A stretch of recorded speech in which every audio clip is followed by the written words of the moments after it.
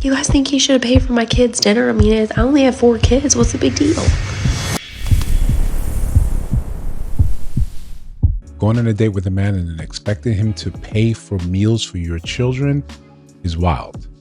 Describe, let's talk about it. Okay, I need the internet to tell me if I am wrong for this.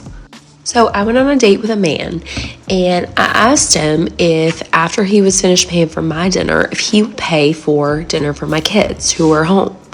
He said no, and it really upset me. Like, if you're trying to date me, I'm putting in an effort to get my stuff ready. I'm going to go out with you. Like, my options are I could have stayed home with my Hello Nancy Lem and had a better time than going out with you, or I got ready and I went out with you and I'm risking it.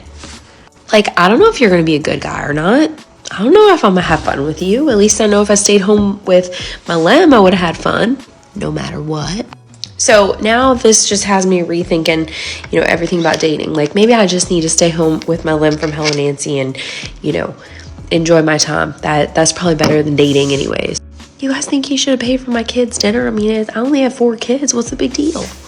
Sometimes you come across things that you say, it's so wild. It's got to be rage bait, right? It's got to be rage bait because you cannot be that obtuse to think that somehow that's appropriate behavior. And it's not. I get it. 4 kids is wild, but even having 1 kid, even expecting me to go on a date, pay for the date, pay for us, maybe even pay to get you there, pay for the activities or drinks, then to say, hey, also my kids need an extra meal. That's specifically from this restaurant. You chose to take me to this nice steakhouse. They need a meal from here as well because they have to understand they live in high on the hog too. No, this is quintessentially why men say, hey, you should probably just find their father or fathers and try to make it work with one of them or him, rather than you coming out to the dating market and having extraordinary standards that men have to meet. I'm not the one that got you pregnant. I'm not the one that put you in a situation where, you would need extra assistance in feeding your kids that I have no responsibility, no authority over. This is a you problem. And if this is the way you decide to date, then you need to be very clear up front that before I even get a chance to know you and understand you and to see what type of character you have, I am on the hook to pay for kids that I did not actually conceive. I think if you're forward like that, you'll get to weed out most of the men. And the men that have no issue with that, you should probably pay a little more attention to. You should probably pay a little more attention to men that say, yeah, that's fine. I'm totally cool with that. Most men understand this. They do not want to be taken advantage of, even when you accuse them of not having a lot to be taking advantage of. We listen to it, and like the women like to say, you calling all these women gold diggers, but you don't have any gold. I don't care if I have a copper. You're not entitled to it simply because you exist. And then you cannot rope me into taking care of your kids. And by trying to shame me into saying what I'm feeling, what I'm doing is wrong. This is what men are supposed to do. Do you think I'm wrong? Yes, I think you're wrong. And I think every woman that thinks like this is also wrong. But while we're at it, we can lump in those women that say, you should pay for my babysitter. You should pay for my transportation. You should essentially subsidize my life so I can spend time with you because my company is just that worthwhile. We don't think it is. You can see it by how men are dating today, how men and women are dating today.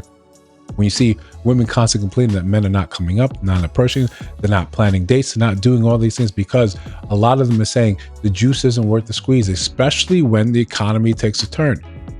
This becomes one of those things that becomes a recession indicator.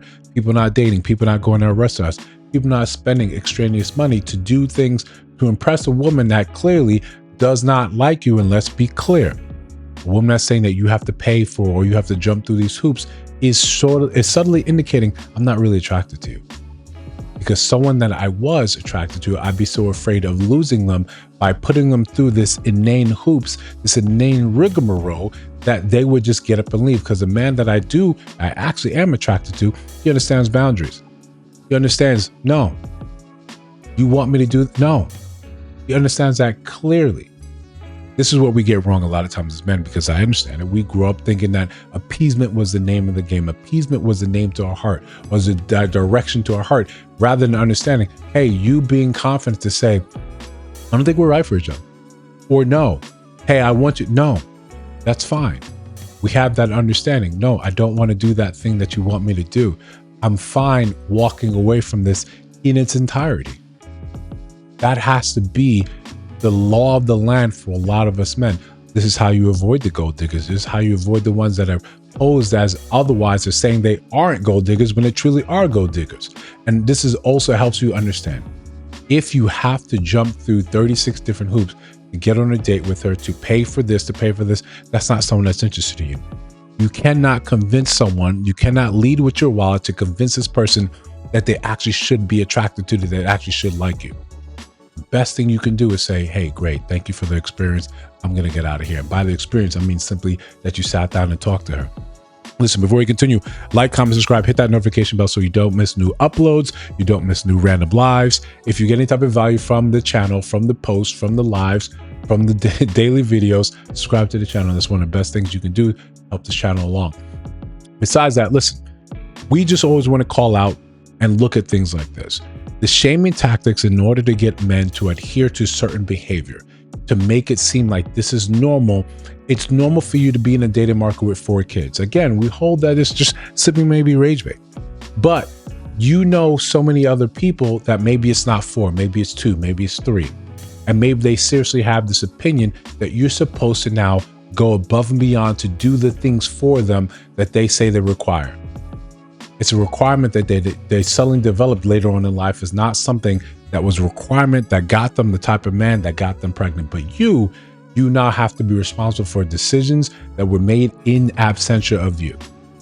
You now have to take on the responsibility of someone else's seed, someone else's kid. The hunger coming from that kid, that's your responsibility.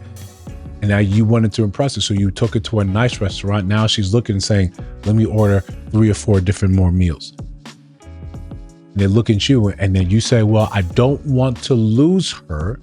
So you acquiesce. So you say, fine, rather than saying, absolutely not. Absolutely not. I don't mind paying for you. I don't mind paying for the experience. But we have to start pushing back so people understand this is a two-way endeavor. This is a two-way street. Commonly how we talk about sex, how women often talk about sex. It's a barter for them. It's something that they're giving to you. It's a service that they're letting you perform. Therefore, you should now kick up monetarily or in some sort of avenue rather than understand that sex is a mutual exchange. When we let them rewrite the narrative, please believe it's always going to be your detriment. It's always going to be in a way where you end up lacking in some sort of avenue, some sort of venture. You can simply just say, hey, I'm good. Now listen, if you disagree, let me know down in the comments below. If you see other videos on the screen, check those out. Let me know your thoughts about those. In those videos, of course, if you listen to my voice now, you have not subscribed, I think you should. We're just trying to build something dope. I'll see you in the next one.